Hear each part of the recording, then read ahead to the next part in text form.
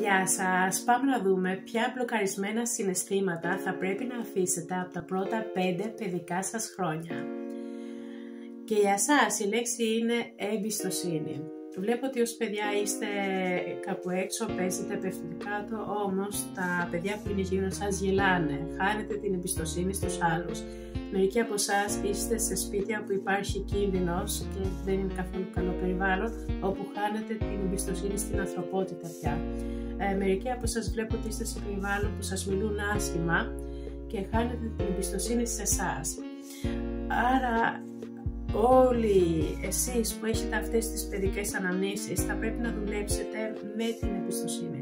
Να αρχίσετε πια σιγά σιγά να έχετε εμπιστοσύνη στον εαυτό σας, όμως και στους ανθρώπους που έχετε γύρω σας. Εννοείται βέβαια ότι θα δείτε σε ποια άτομα μπορείτε να έχετε εμπιστοσύνη και σε ποια όχι.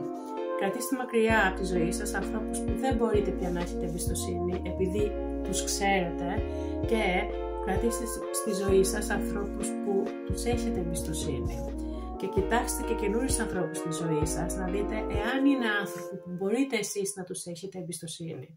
Όμως να θυμάστε ότι προκειμένου να δείτε ότι μπορείτε να έχετε εμπιστοσύνη σε κάποιους ανθρώπους, πρέπει πρώτα να δουλέψετε με την εμπιστοσύνη μέσα σας.